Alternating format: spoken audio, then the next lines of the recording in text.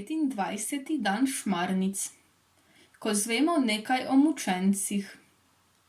Peter se je pogovarjal s 3 mučenci, ki so s trpljenjem in smrtjo pričevali za Boga, zdaj pa trpijo, ker so jih ljudje pozabili in zanemarili. Z Ahacem, Lovrencem in Štefanom je govoril tudi o tem, da mučeniška smrt ni edina pot v nebesa. Peter, kaj pa delaš tukaj? Se je tedaj razleglo po cerkvi. Deček se je ozrl za glasom in pri zakristijskih vratih zagledal postavo v duhovniškem talarju, gostih, rahlo kodrastih las. Tega kipa pa prej nisem opazil, je pomislil Peter. Videti je kot sveti Janez Bosko. Le kdaj ga je župnik postavil sem? O, presneta reč. Pa saj to ni Janez Bosko, to ni kip, to je župnik.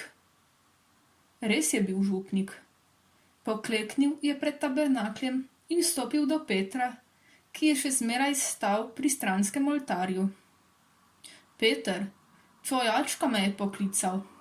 Rekel je, da so te doma pogrešali in me prosil, naj pogledam, če si morda v cerkvi. Kaj pa počneš tu? Petru je bilo malo nerodno, a župniku res ni mogel lagati. S svetniki se pogovarjam, je zamomljal v zadregi in sklonil glavo v pričakovanju čudenja. A župnik ni bil prav nič začuden. A tako, je prikimal. Tudi jaz večkrat poklepetam z njimi. Res? Se je zdaj začudil fant. Seveda, se je nasmehnil župnik. Svetniki so naši nebeški prijatelji, zavetniki, priprošniki, naši vzorniki. Prehodili so pot, ki nas še čaka. S pogledom je preletel oltar, v katerem so nepremični stali kipi svetnikov, in vprašal. Vse poznaš? Tole so sveti Ahac, Lovrenc in Štefan, je pokazal mali na svoje nove prijatelje. Tako je rekel župnik. Ahac je velik svetnik, eden 14 priprošnikov v stiski.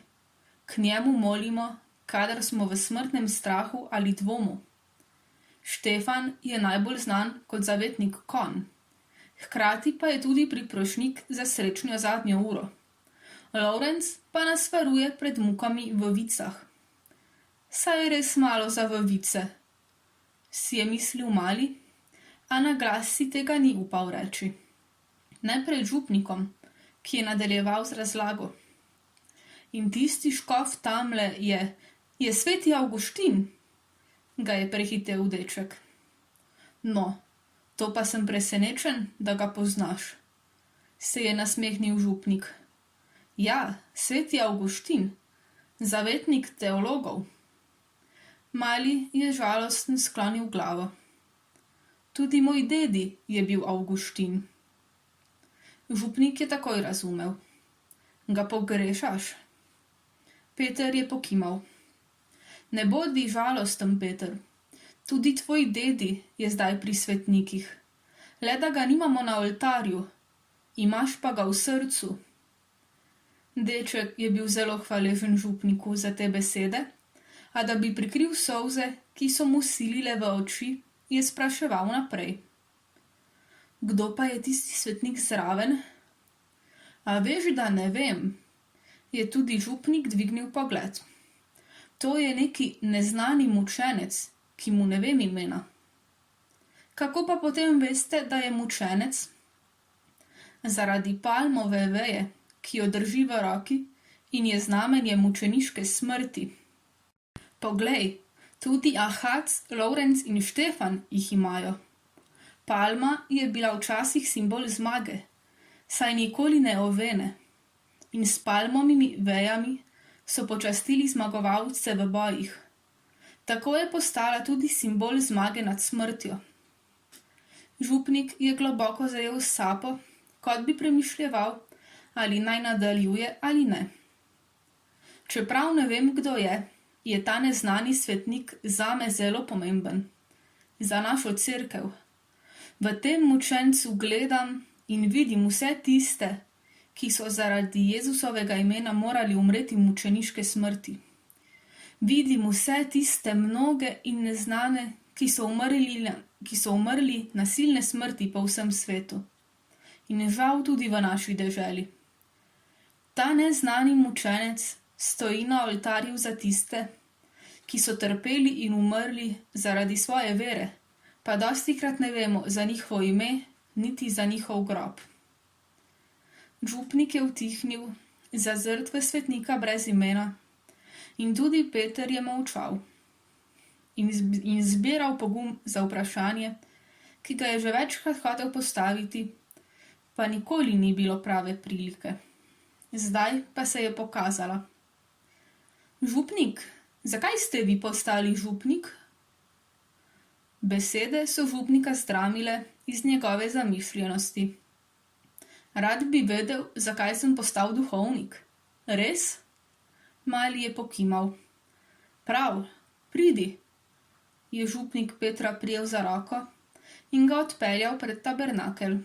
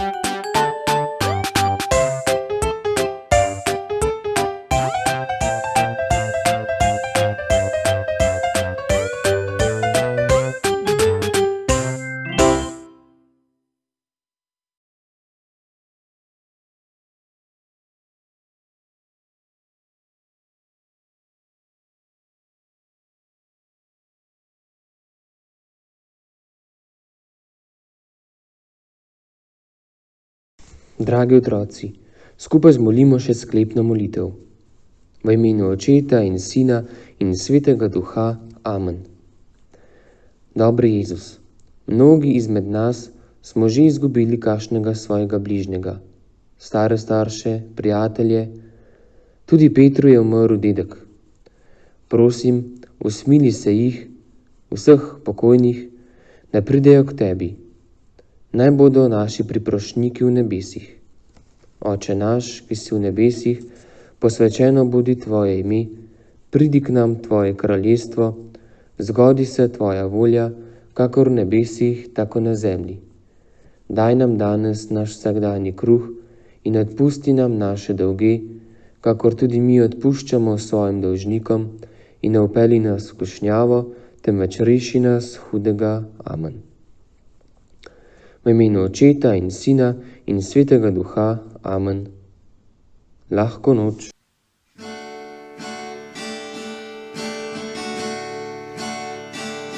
Dobri Bog, res hvala ti za ta današnji dan, ki si ljubeznijo zapisal si ga slavo.